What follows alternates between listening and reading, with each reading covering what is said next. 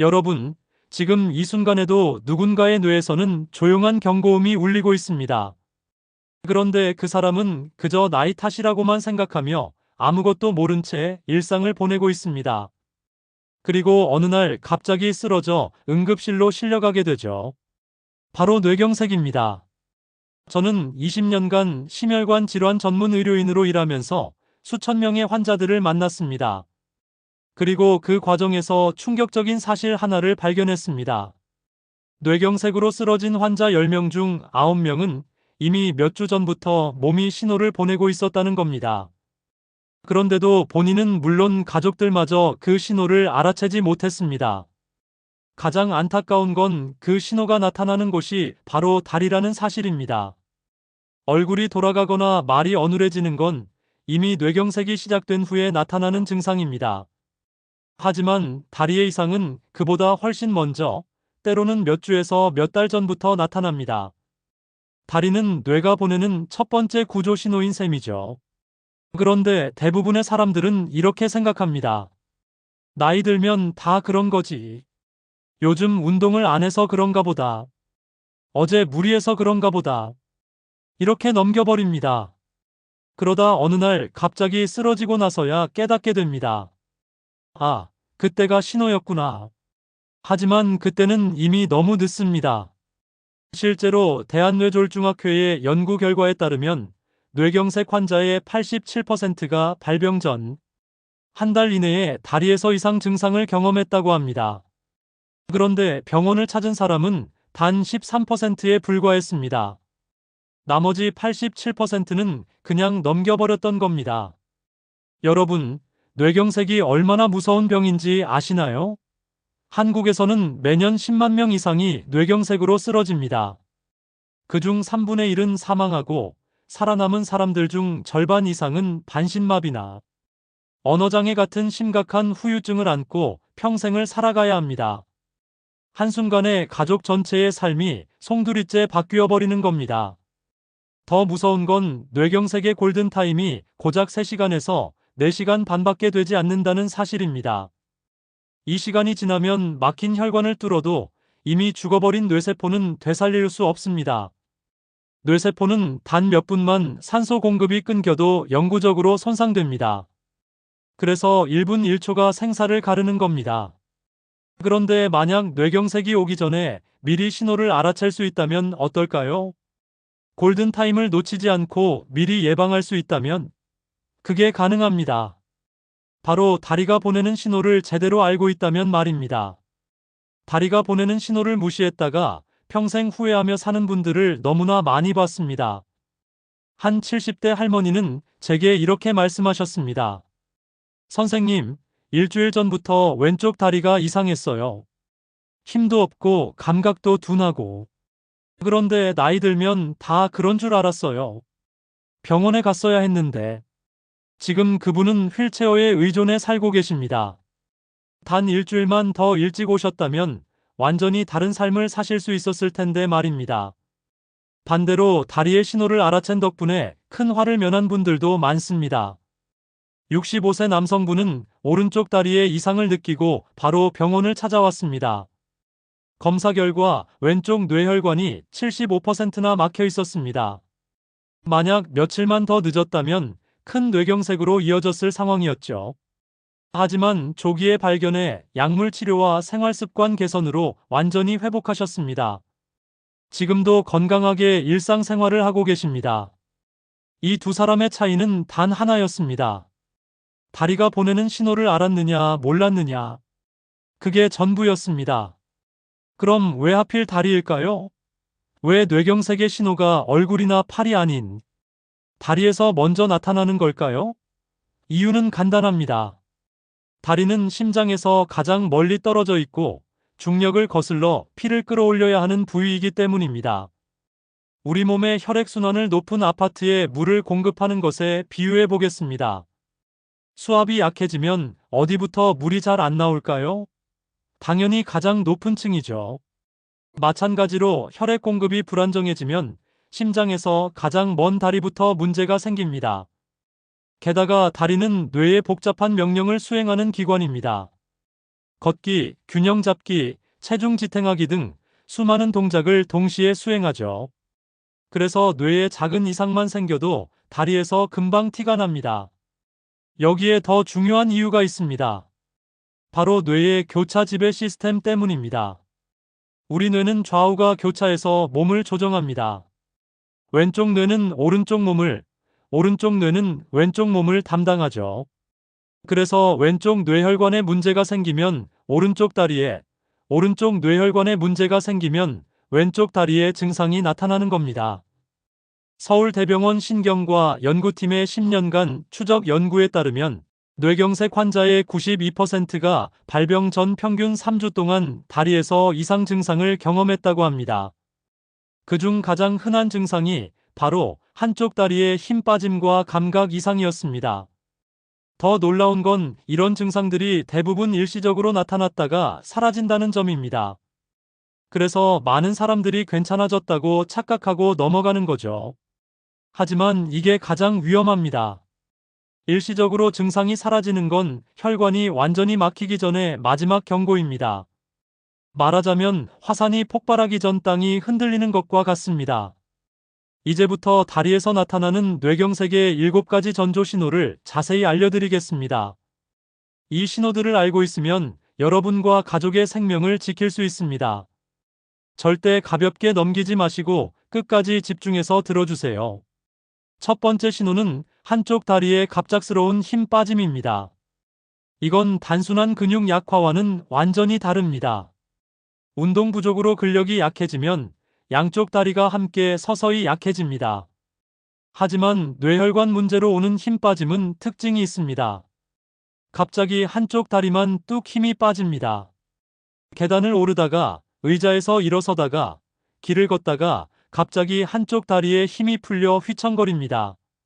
쉬어도 금방 회복되지 않고 같은 쪽에서 반복적으로 나타납니다. 75세 할아버지 한 분은 이렇게 말씀하셨습니다. 마트에서 장을 보다가 갑자기 오른쪽 다리에 힘이 빠져 카트를 붙잡고 간신히 넘어지지 않았어요. 10분쯤 지나니까 다시 괜찮아져서 그냥 집에 왔는데 다음날 또 같은 일이 일어났어요. 그때 딸이 이상하다 싶어 병원에 데려왔고 검사 결과 왼쪽 뇌혈관이 80%나 막혀 있었습니다. 만약 그때 그냥 넘겼다면 일주일 안에 큰 뇌경색이 왔을 거라고 진단받았습니다. 다리의 신호를 알아챈 덕분에 생명을 건진 거죠. 미국 심장협회의 연구에 따르면 한쪽 다리에 갑작스러운 힘 빠짐을 경험한 사람이 3개월 내 뇌경색으로 진행할 확률이 35%에 달한다고 합니다. 3명 중 1명 꼴입니다. 절대 가볍게 볼 증상이 아닙니다. 두 번째 신호는 다리의 저림과 감각 이상입니다. 발바닥이 무뎌져서 뜨거운지 차가운지 잘 모르겠고 촉감이 둔해집니다. 많은 분들이 이렇게 표현합니다. 맨발인데 두꺼운 양말을 신은 것 같아요. 발바닥에 솜을 깔고 걷는 느낌이에요. 발이 내 발 같지 않아요. 여기서 중요한 건 이런 저림이 허리 디스크나 말초 신경 문제와는 다르다는 점입니다. 허리 디스크로 오는 저림은 발끝에서 시작해 발목, 종아리 쪽으로 양말 신는 범위처럼 서서히 퍼져 올라갑니다. 허리를 숙이거나 오래 앉아 있으면 심해지고 자세를 바꾸면 좋아집니다. 하지만 뇌혈관 문제로 오는 저림은 양상이 완전히 다릅니다. 갑자기 한쪽 다리에만 나타나고 자세와 상관없이 반복됩니다. 뇌의 감각 피질의 혈류가 부족해지면서 뇌가 신호를 잘못 해석하는 거죠. 68세 할머니는 이런 증상을 겪으셨습니다. 왼쪽 발바닥 감각이 이상했어요. 뜨거운 물에 발을 담가도 덜 뜨겁게 느껴지고 바닥이 울퉁불퉁한지 평평한지 구별이 안 됐어요. 처음엔 당뇨 합병증인 줄 알았는데 검사해보니 오른쪽 뇌혈관이 좁아져 있었습니다. 국내 한 대학병원의 5년간 연구에 따르면 한쪽 다리의 감각 이상을 호소한 환자 중 43%에서 뇌혈관의 협착이나 미세 뇌경색이 발견됐다고 합니다. 거의 절반에 가까운 수치입니다. 세 번째 신호는 다리를 질질 끄는 보행입니다. 의학 용어로는 조카수라고 부릅니다. 정상이라면 발목 근육이 발끝을 들어 올려 바닥에 걸리지 않게 합니다. 하지만 뇌에서 내려오는 신호가 제대로 전달되지 않으면 발목을 들어 올리는 힘이 약해져 발끝이 바닥에 끌리게 됩니다. 그래서 걷는 소리가 달라집니다. 탁탁 끄는 소리가 나고 신발 앞부분이 유난히 빨리 닳습니다.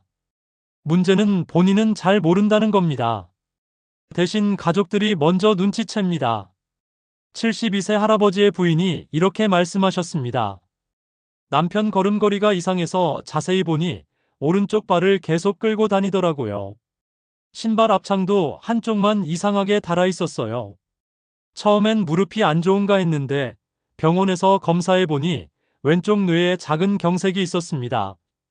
발을 끄는 증상이 나타나면 넘어질 위험도 높아집니다.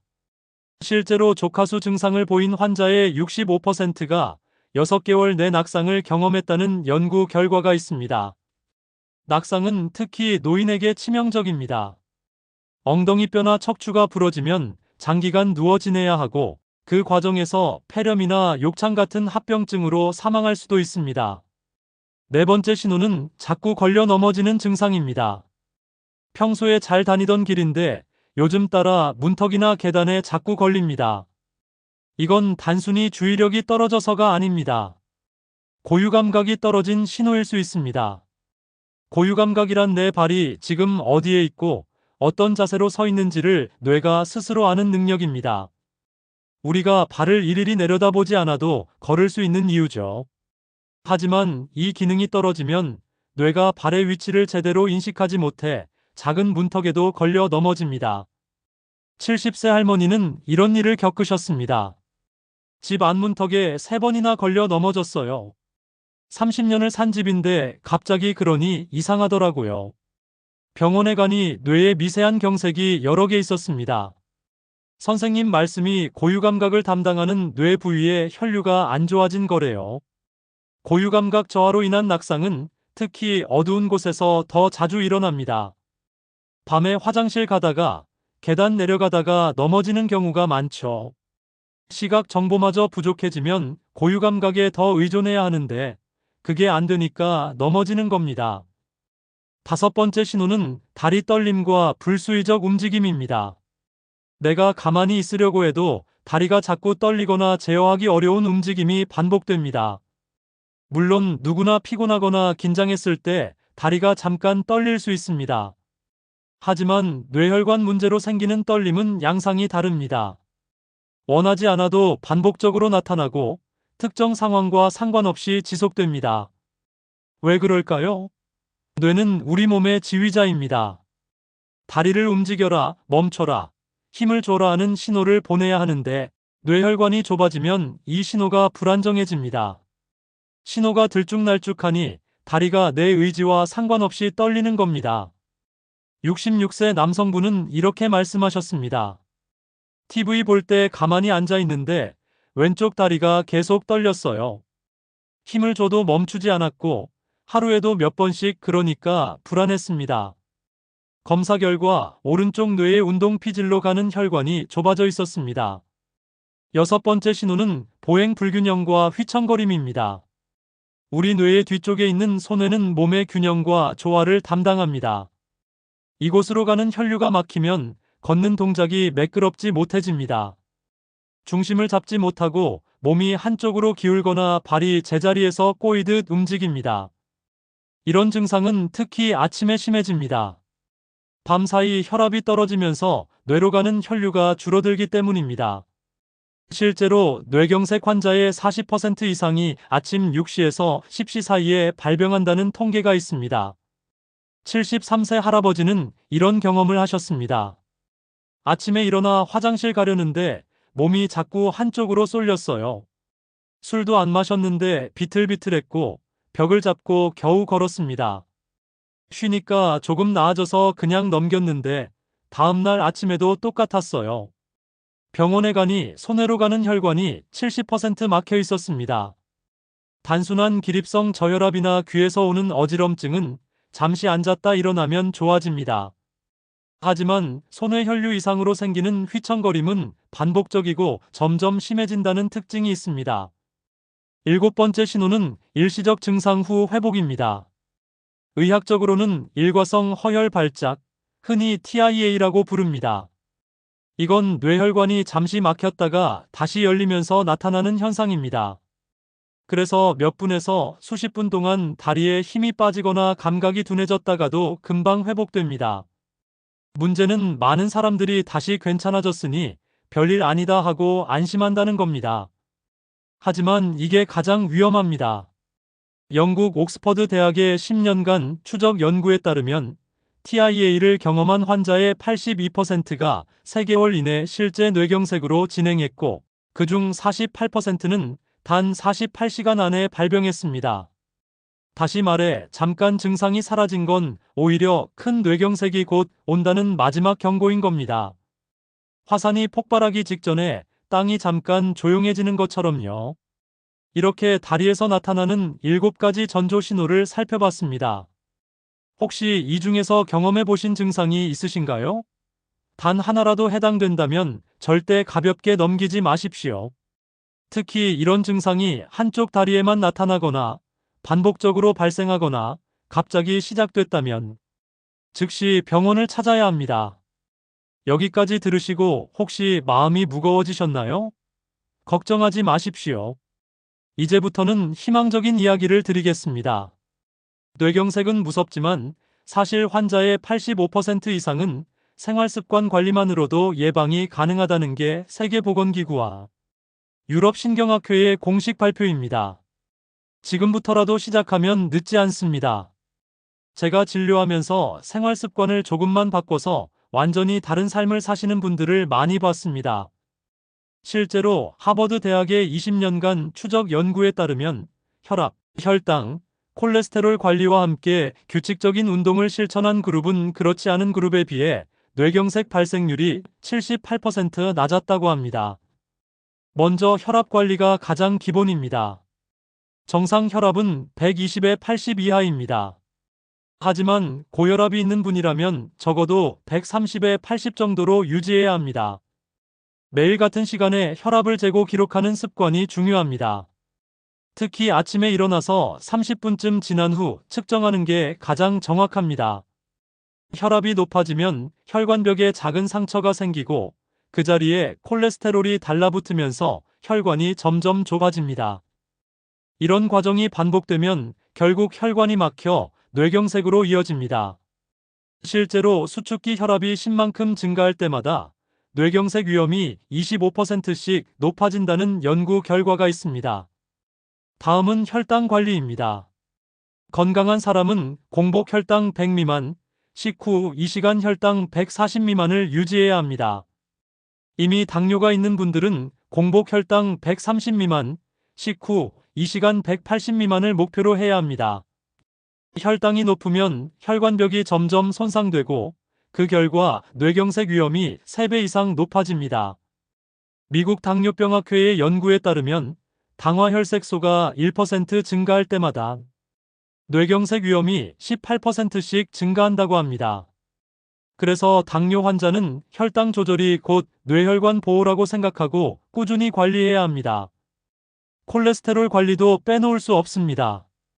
특히 LDL 콜레스테롤, 흔히 나쁜 콜레스테롤이라고 부르는 수치를 낮추는 게 핵심입니다. LDL은 혈관벽에 달라붙어 기름 찌꺼기를 만들고 결국 혈관을 좁히거나 막아버립니다.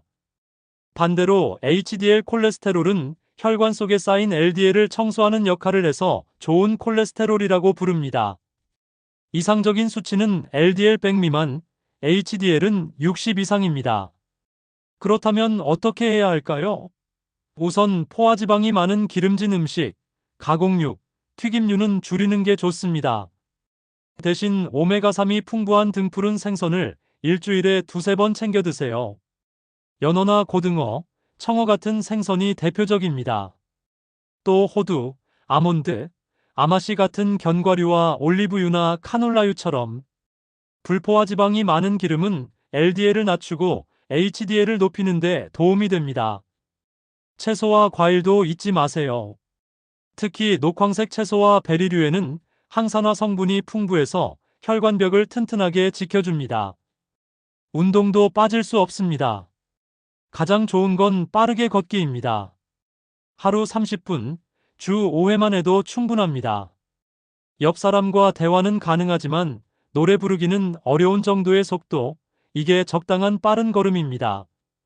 이 정도만 꾸준히 해도 혈액순환이 좋아지고 혈압과 혈당이 안정됩니다.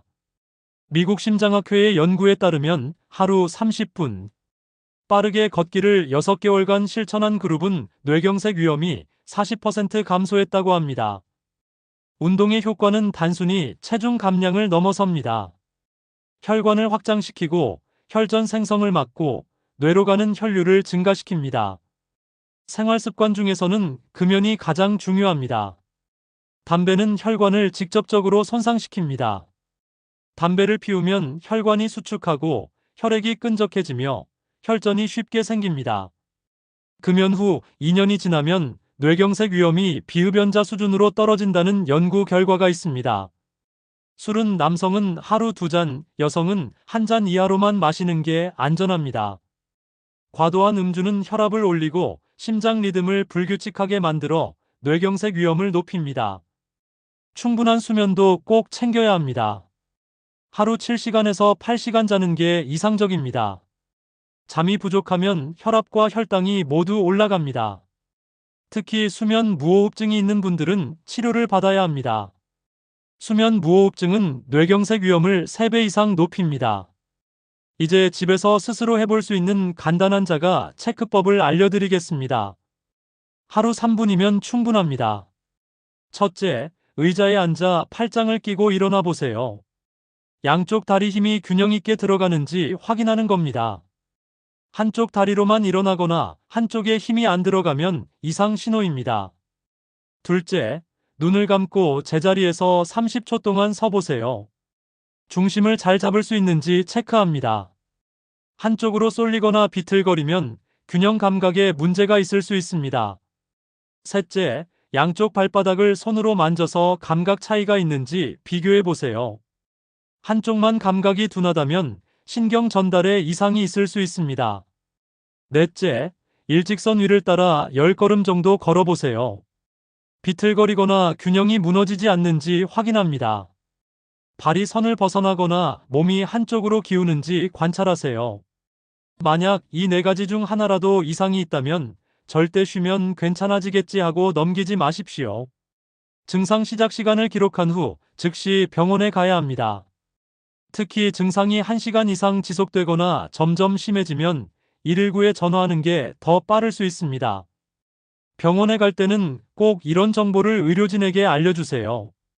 언제부터 증상이 시작됐는지, 어떤 다리에 어떤 증상이 있었는지, 이전에도 비슷한 증상이 있었는지, 현재 복용 중인 약이 있는지. 이런 정보가 정확할수록 빠른 진단과 치료가 가능합니다. 오늘 내용을 간단히 정리하겠습니다. 우리가 함께 살펴본 건 다리에서 나타나는 뇌경색의 7가지 전조 신호였습니다. 한쪽 다리에 갑작스러운 힘 빠짐, 다리의 저림과 감각 이상, 다리를 질질 끄는 보행, 자꾸 걸려 넘어지는 증상, 다리 떨림과 불수의적 움직임, 보행 불균형과 휘청거림, 그리고 일시적 증상 후 회복. 이 신호들을 조기에 알아채면 회복의 길이 열리지만 무심히 지나치면 평생의 후회로 남을 수 있습니다. 작은 신호, 마지막 경고, 평생의 후회. 이 3단어가 무겁게 느껴지실 수도 있지만 이제 여러분은 이 모든 걸 막을 수 있는 지식을 손에 넣으셨습니다. 다리는 단순히 우리 몸을 지탱하는 기둥이 아니라 뇌가 보내는 경보장치입니다. 경보음을 무시하면 화재를 피할 수 없듯 다리에서 오는 신호를 무시하면 뇌경색을 피하기 어렵습니다. 하지만 우리 몸은 거짓말을 하지 않습니다. 다리는 뇌의 언어라는 걸 꼭 기억해 주세요. 한 가지 더 말씀드리고 싶은 건 이 지식을 혼자만 알고 계시지 말라는 겁니다. 부모님께, 형제자매에게, 친구들에게 알려주세요. 여러분의 작은 나눔이 누군가의 생명을 지킬 수 있습니다. 특히 60대 이상 어르신들께 꼭 알려드리세요. 오늘 영상이 도움이 되셨다면 구독 버튼을 꼭 눌러주시고 좋아요와 알림 설정도 부탁드립니다. 알림 설정을 해두시면 건강한 삶을 지키는데 꼭 필요한 정보들을 가장 먼저 받아보실 수 있습니다. 여러분과 여러분 가족의 건강을 위해 앞으로도 유익한 정보를 계속 전해드리겠습니다. 오늘도 건강하시고 행복하세요.